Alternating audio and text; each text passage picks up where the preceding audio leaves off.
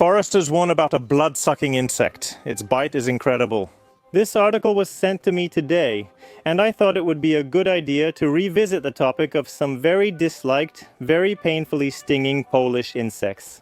Over the past 3 years on this channel, I've released multiple videos about flies from the horsefly family, or Tabanidae, also known as blood-sucking flies. And I discussed horseflies, gadflies, and so on.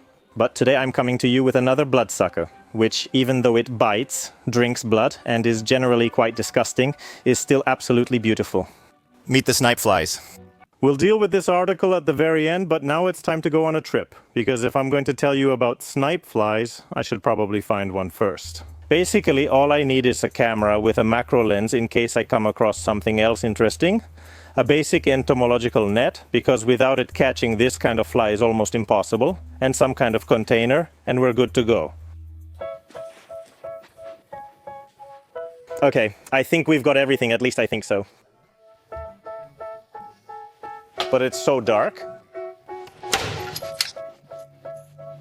The extreme heat today is a good sign. If I get sweaty, despite how bad it sounds, the horseflies will more likely attack me, increasing the chance I'll catch a deer fly. People go to great lengths for a nice shot. There's the black beast. Click! Horseflies are generally found all over Poland. However, to maximize the chance of encountering such an interesting and disgusting little creature, I will go to a place that is close to water. And why am I choosing this particular place? I'll tell you about that when I discuss the development of Ślepak, because here water plays a very important role. So I'm heading a bit outside Wrocław to a forest path by a river. Let's see what I can find there. All right, my dear friends, we're here. This is what it looks like. There's a very pleasant path over there that runs along the river because the river is right here. You can actually tell there's a river here because there are a lot of big dragonflies flying around. Wow, what a beautiful dragonfly, maybe a copperwing or something like that. It's a copperwing, a beautiful dragonfly with amazing eyes. I might be able to show it to you. And right here, I think there's a good chance that we'll come across some... What was that? I think a grass snake just slipped away from me. And right here, there's a chance we might come across a slowworm, but it has to attack me first, and then I'll have a chance to catch it. We'll see, I'll walk around a bit, wait, and if not, we'll go somewhere else, no problem. Since we're waiting for the first attack, I'll tell you what we're actually dealing with in this video.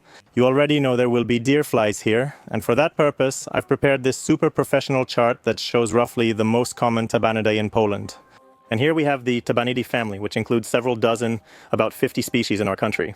And yes, we have the genus Tabanus, the horsefly. This genus is the most common, has the largest species, and bites very painfully.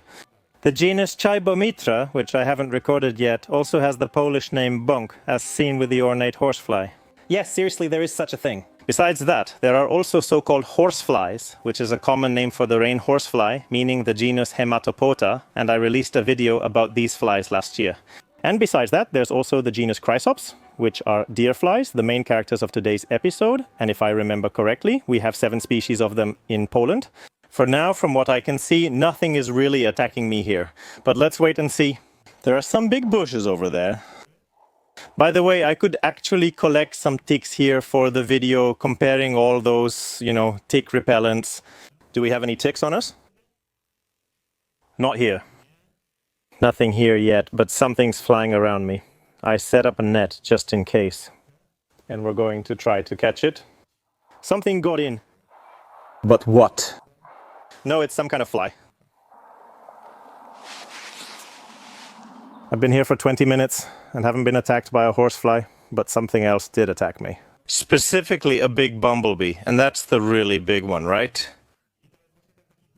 Something like a non-cattle bumblebee, but a Sudeten bumblebee. A real beast, generally. It buzzes incredibly loud.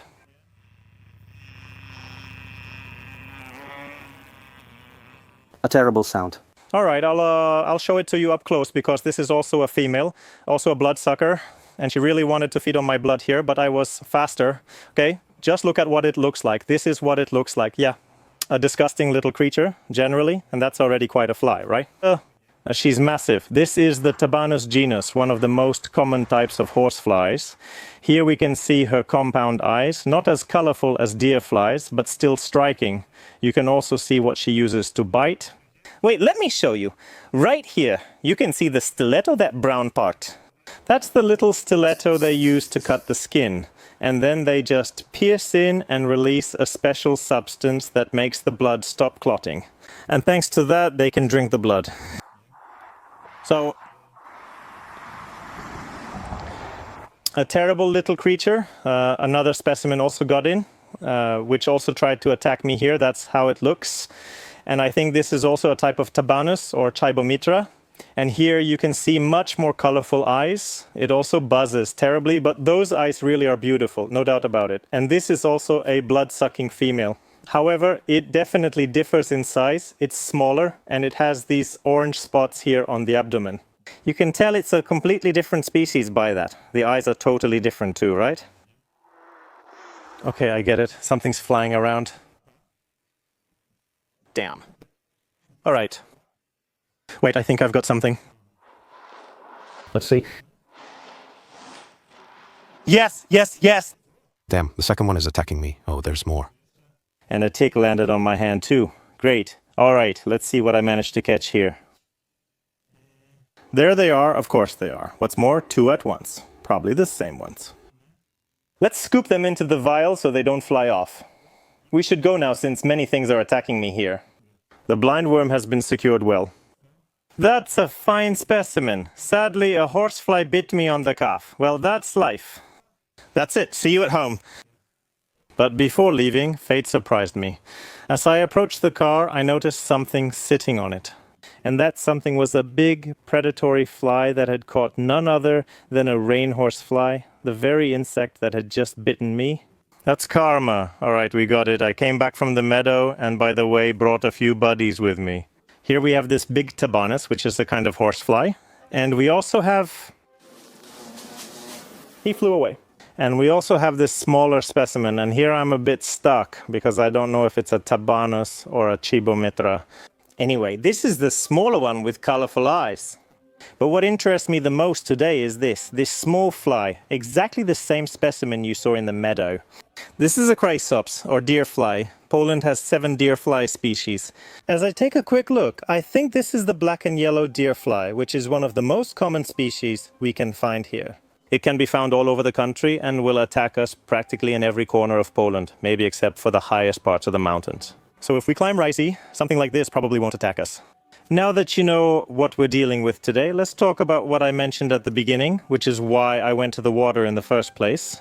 In this case, it was a river, which means flowing water. And I went there because deer flies, which are a type of chrysops, have the characteristic that their larvae are hydrophilic.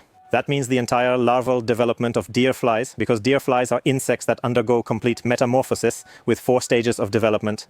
Their larvae live there in the water, in the mud, and they hunt smaller creatures there because their larvae are predatory. And that's interesting because, for example, in the genus Chibomitra, we also have so-called hydrophilic larvae, but their larvae need standing water, not flowing water. In the Tabanidae family, larvae can have various developmental types, including hydrophilic, semi-hydrophilic, xerophilic, or geophilic. So they live either in the soil, in the mud, or in the water, and that's simply where they go through their development.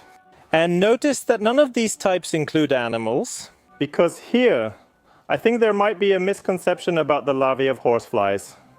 All those terrible videos and photos showing various fly larvae feeding in living flesh in animals, none of that concerns horseflies. It all concerns botflies.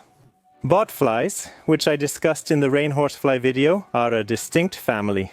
Botfly larvae feed on animals, while horsefly larvae live in soil, mud, or water without feeding on flesh. Since water is essential for the development of deer flies from the chrysops genus, I went to the river. It's that simple. Now let's talk about feeding. Well, it won't surprise you if I say that deer flies drink blood.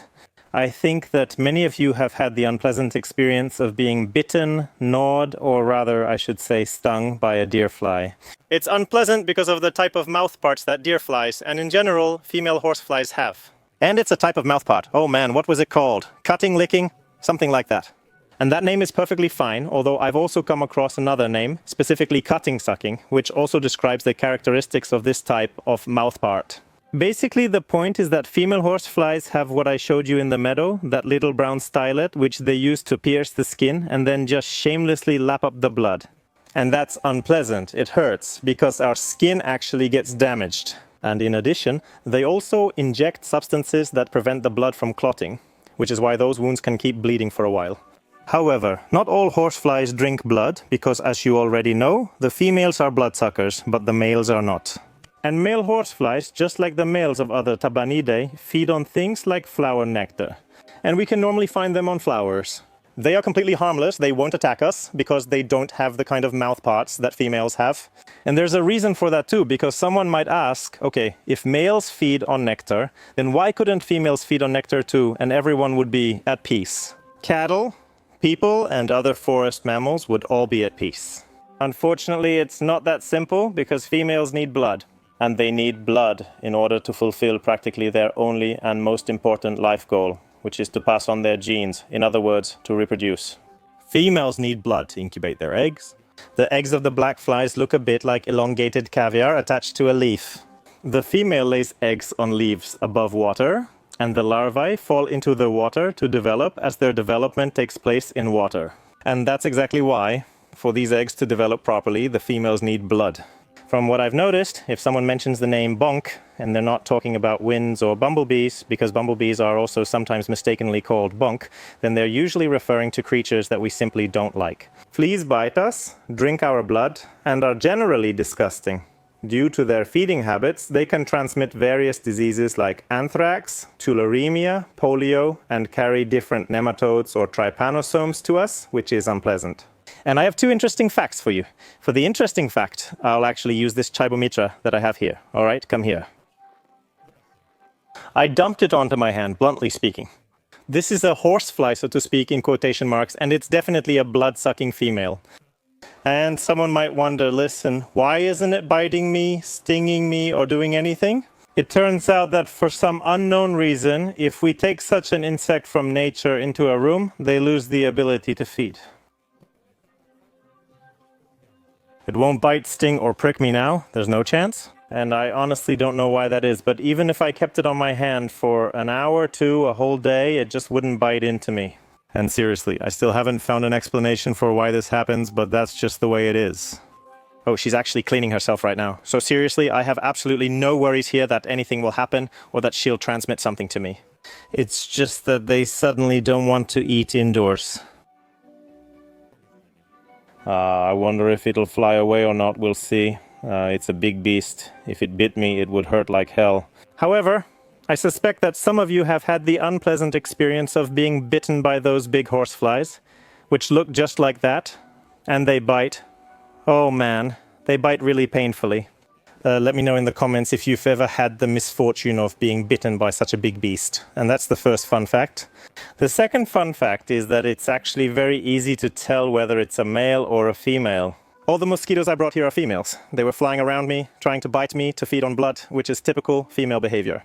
And I didn't find them on flowers, so it's also obvious that they're females. However, if we look at a horsefly, a rainfly, or a deerfly head-on, we'll notice that the females have a stripe in the middle that separates their eyes. Horsefly eyes, which I'll discuss shortly, are generally beautiful, large, and females have a distinctive stripe. However, if we look at the males from the front, it looks as if their heads are made up entirely of eyes. They don't have that stripe.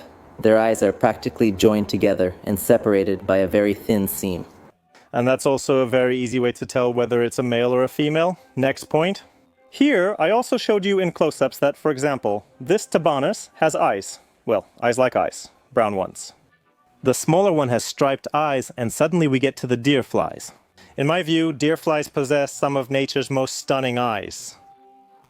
Seriously. In general, flies from the Tabanidae family have amazing eyes, but deer flies have such beautiful eyes, and compared to other Tabanidae, theirs are just really nice. Another thing that sets them apart from other Tabanidae is that, notice this specimen, for example. It flew away again. For instance, horseflies, Hematopoda pluvialis, fold their wings like roof tiles. Clegs don't do that. Clegs keep their wings flat, and these wings also have nice black spots. This is their very characteristic feature, and that's how you can immediately tell that you're dealing with a clegg. Apart from the eyes, which are also a way to recognize them, and apart from the coloring, because some cleggs are beautifully black and yellow and quite contrasting compared to other flies in this family. So now that we know a bit about cleggs, let's go back to the very beginning of the video, where I showed you the title of an article that reached me today. And the title, once again, is Forest Rangers Warn About a Blood-Sucking Insect. Its bite is incredible. This article, since we're already dealing with flies from the Tabanidae family, is also about such a fly. However, Sylvius alpinus is a separate genus and species. And honestly, I don't know why they made an entire article about this particular species, because they could have done it about much more common species like those horseflies or deer flies. Sylvius alpinus is a fly species from the Tabanidae family found in Poland. It lacks a Polish name. And it prefers, as the name alpinus suggests, higher elevations. So we can encounter it more often in the mountains. And it also has beautiful eyes with green spots. And the females also drink blood. So yes, this insect can attack us if we go on a mountain trip. However, I would like to point out that on a national scale, this species is quite rare. And you really have to be lucky to encounter this species. And just like with other horseflies, the females also feed on blood. And it's simply unpleasant when you get bitten by one. Let me know if you learned something interesting from this video, and I'll see you in the next one. Bye.